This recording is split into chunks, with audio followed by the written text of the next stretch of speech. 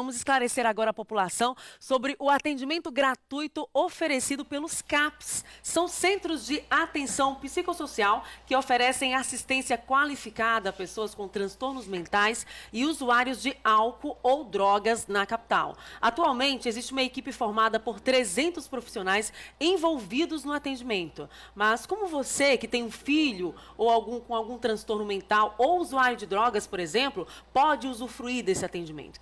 O que é preciso fazer?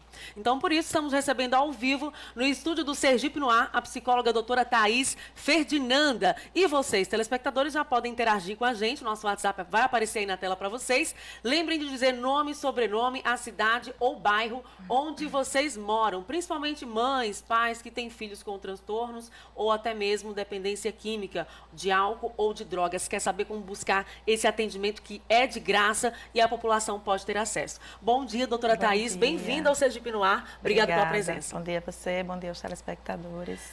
Muita gente ainda não sabe como é que funciona o atendimento gratuito no CAPS. A gente recebe muitas mensagens de pais, por exemplo, pedindo ajuda, né, que não tem como financiar, como pagar um atendimento mesmo pelo sistema particular de saúde. Como é que funciona o atendimento do CAPS e como que a população pode ter acesso a ele? Quais são os critérios? Pronto. Bom dia. Bom dia. Então, os CAPs, são serviços públicos, né, que fazem parte da que a gente chama de rede de atenção psicossocial da Secretaria Municipal de Saúde de Aracaju, certo? Então, esses CAPs, são serviços que eles atendem a determinado território da cidade e para cada território que é composto por alguns bairros, ele atende aquela população que está domiciliada naquele território. De modo que a cidade ela é subdividida e hoje a gente tem uma cobertura para todos os bairros de Aracaju. Todos os bairros de Aracaju. Tem algum CAPS que é referência daquele território que o cidadão reside. E aí, como é o procedimento, assim, para agendamentos? Pronto, o CAPS funciona como a gente chama de portas abertas, né? Então, ele é um serviço de natureza pública e que está aberto ao público de um modo geral. Então, o cidadão, ele vai se dirigir ao serviço, né? E, a partir disso, ele vai ser atendido no que a gente chama do primeiro procedimento, que é o acolhimento. Então, todo cidadão que chega ao serviço, ele vai ser acolhido e, após esse acolhimento, vai ser definido se ele permanece naquele serviço para continuar o seu tratamento ou se ele vai ser encaminhado a um outro serviço, né?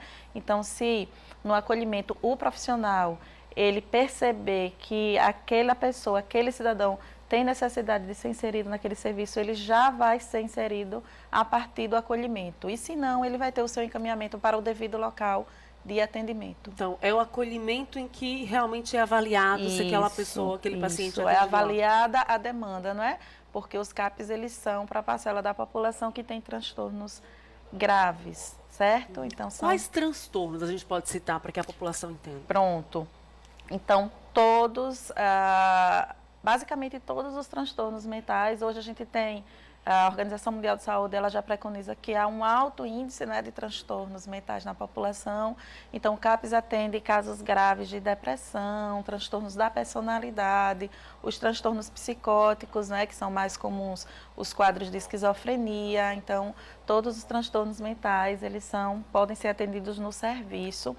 Tem ainda o CAPS-AD, não é? Que é o CAPS de álcool e outras drogas, que atende toda a população de Aracaju. Este é específico para a questão da dependência química. Como é que é feito esse atendimento? Porque, por exemplo, a gente sabe que um usuário de algum produto químico, ele tem uma certa dependência, mas esse tratamento não pode ser de forma imediata. Então, como é que é feito esse acolhimento e esse atendimento? Isso, pronto. Primeiro, a gente sabe que a dependência química é um fenômeno complexo, né?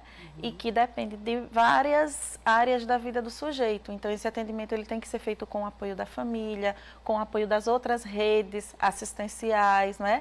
Então, dentro do CAPS, a gente tem uma equipe interdisciplinar que é composta por psicólogo, terapeuta ocupacional, enfermeiro, farmacêutico, técnico de enfermagem, e esta equipe psiquiatra e esta equipe, ela vai tentar reorganizar junto com o usuário e sua família o seu cotidiano, né? As suas atividades diárias, o seu projeto de vida, né? Então, entendendo, inclusive, que por ser um fenômeno complexo, a dependência química ela demanda de um certo tempo para que a gente tenha resultados e que esses resultados dependem também de cada sujeito, né? Então, a gente não pode ter um padrão de resultado que seja para a população toda. Isso vai depender muito do sujeito, da sua família, né? Ou seja, de todas as áreas que compõem a sua vida. E os profissionais? A equipe atua de forma multidisciplinar? Isso, a gente atua de forma interdisciplinar.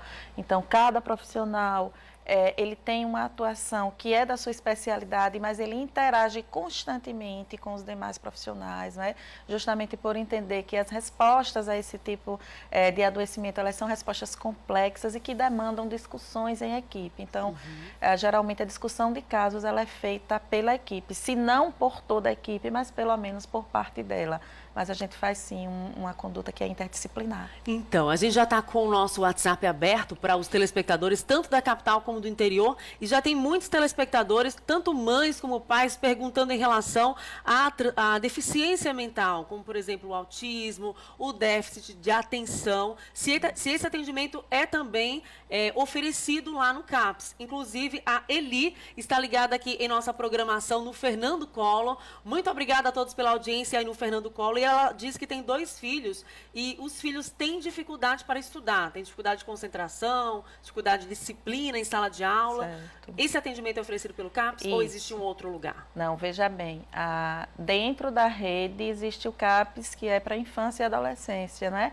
Que é geralmente a fase onde são detectados esses tipos de transtornos. Eu não sei a idade dos filhos da telespectadora, mas existe o CAPS, que é o que a gente chama de CAPS-I, que é esse CAPS voltado para infância e adolescência. Então, o responsável deve levar os filhos para que esse filho seja acolhido, não é? E esse profissional avalie se de fato ele é um caso para ser atendido em CAPS ou se não, qual seria o serviço que poderia dar uma resposta para essa dificuldade do filho dela. E quando é direcionado para o CAPS, os pais precisam sim levar, né, doutora? Isso. Muito obrigada por sua presença aqui, um ótimo dia. Para você também. E bom final de semana. Eu que agradeço, estou à Obrigada. disposição. Obrigada.